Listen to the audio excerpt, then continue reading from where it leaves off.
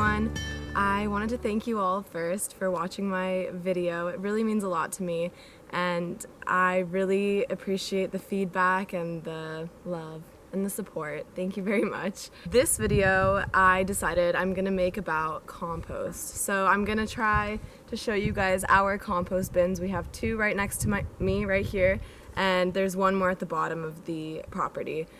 Everything we put in here is from our kitchen, our food scraps, mixed in with dry outdoor waste like leaves, grass clippings, wood chips, all those good things. And I will talk about that later, about the ratio of wet ingredients mixed in with the dry ingredients. We'll get into that later. Before we get into all of that stuff about composting and how to do it, I actually wanted to educate you guys a little bit about why it's important to separate your food waste and compostable things from your trash that you're just going to throw away and the things that go into the landfill. I wanted to distinguish two terms really quick: biodegradable and compostable. Compostable products are products that break down to their natural elements in a time period of about 90 days, so 3 months. That product will break down to its natural components, natural elements, and it's not going to leave behind any toxic residues, which is really important.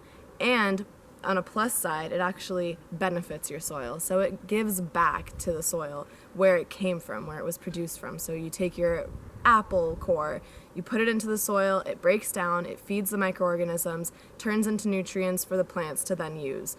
So it goes back into this cycle, which is really important.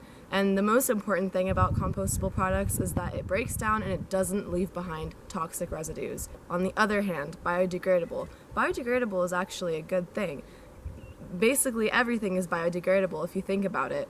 The thing about biodegradable products and things is that they break down into their elements that they're made up of, but they could leave behind toxic residues. So that could be metals, that could be little plastic particles. In a sense, even plastic is biodegradable. However, it takes thousands of years for it to break down, so that's not a sustainable thing. Like, you have this water bottle, you throw it away, it'll take a very long time for that one water bottle to break down into what it was made of. And in the meantime, it's actually going to harm everything around it that it's breaking down near. So these are two things that you really want to keep in mind. A good way to remember this is compostable things are biodegradable, but not all biodegradable things are compostable. Recently, I've been seeing lots of these marketing strategies going around, labeling their products as compostable, labeling it as biodegradable. You really want to look and see and think about, how is this product going to break down into its natural elements? How can I help it get into the environment where it will be able to break down?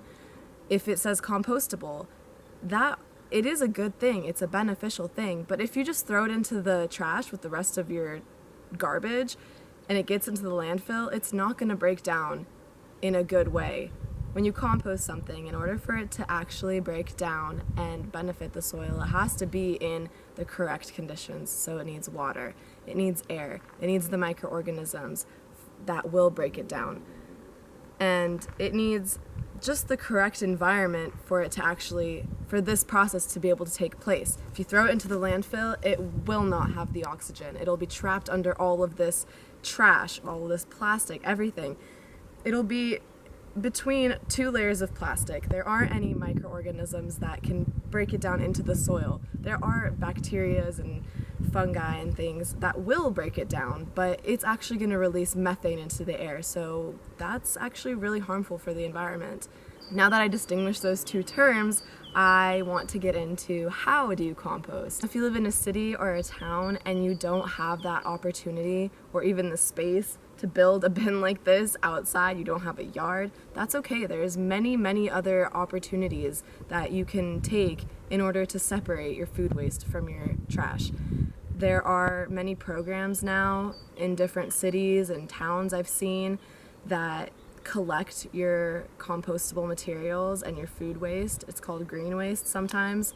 So you just separate it and they come and pick it up separate from your trash. On the other hand, if you do have space and you do have a yard and you have the motivation, then I will show you how to build one of these compost bins. I will show you how to set it up, what kind of things you need to put into it, and how to take care of it if you want to put the effort in.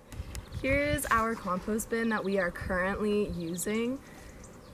As you can see, there are grass clippings, weeds that I was taking out from the garden. There's a lot of food waste, all kinds of food scraps, and dry leaves, dry materials.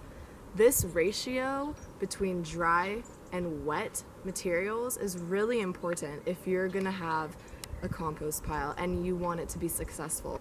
There are two groups that you can group composting into. There's the faster version and the slower version. The way that we do it is the slow version. So first I'm going to explain that. We basically just throw the food scraps in here, we wait until it fills up, and eventually it'll break down. And then we can dig up the compost that will be underneath this pile. And it will be very rich and good for the soil. However, that will take many months, and it's a slow process. This doesn't require extra effort from you. You really just throw everything into this bin and just wait. And you wait for the natural decomposition process to take place, and it will. On the other hand, if you want compost in 2 to 3 months, you're gonna have to put some effort into it. Now, the ratio between dry and wet materials, as I was saying, the dry materials are the carbon-containing materials. The dried leaves, dried twigs, dried grass clippings, wood chips, all of these are just going to give carbon to your pile, and that's really important. The wet materials give the nitrogen compound. Those are the two elements that make up your compost pile, basically. So you want these two elements to be in a good ratio. Every 3 to 4 days, you come out here and you just mix it up with a pitchfork.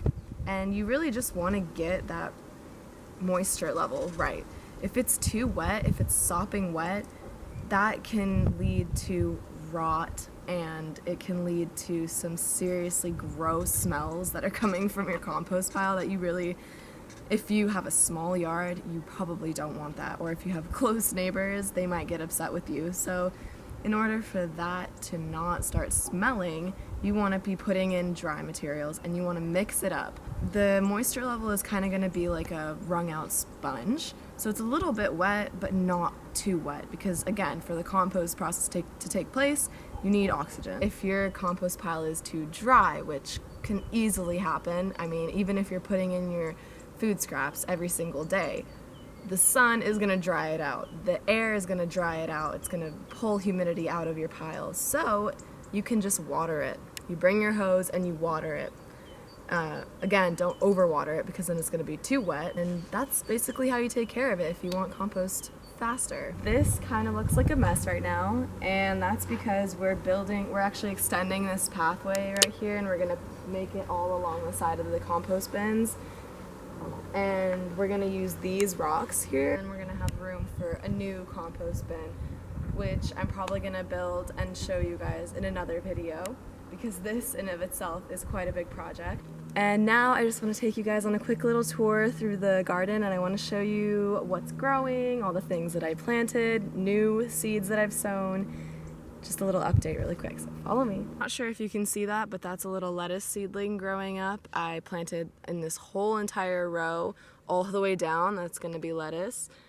Next to it, we have 2 rows of spinach, which is also starting to grow. It just looks like grass, but these are spinach seedlings. Here are my peas that are growing so wonderfully. They are growing like crazy. The other pea trellis is not doing super great. There's literally like 10 seeds that actually came up, so I'm gonna have to re-sow some pea seeds over there. But this one is doing really good. Like they're growing so fast. Over in this area, you can see already the spinach is coming up like crazy. It looks like grass, and I totally thought it was at the beginning, and then I started to see the little tiny spinach leaves coming up. We all know spinach as these round green leaves, but the first 2 leaves that come out of the ground when it's growing are these like grass-like leaves. These ones, these long ones. This and the round leaf are the same plant. I have my little strawberry patch. They're doing pretty good, actually. I'm surprised. Here you can see they're gonna set some flowers. That's where the fruit is gonna come from. I literally took them from another area and I replanted them into this bed. So they're doing pretty good. I'm surprised that they're even setting fruit. Here my rocket is growing. They're starting to pop up.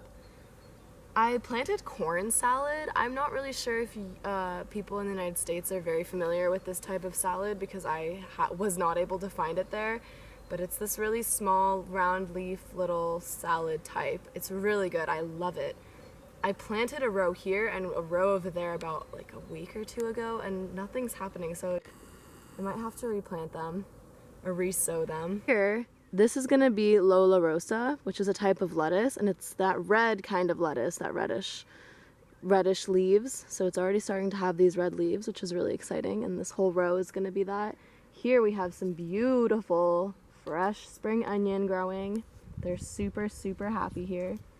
And my beets are having a great time. They're starting to show their true leaves.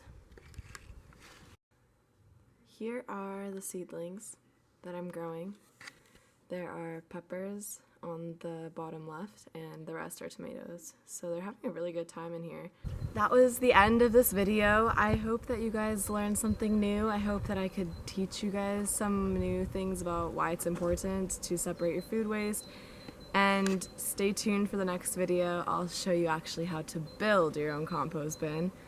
And that's the little update on our garden. I'll see you guys next week.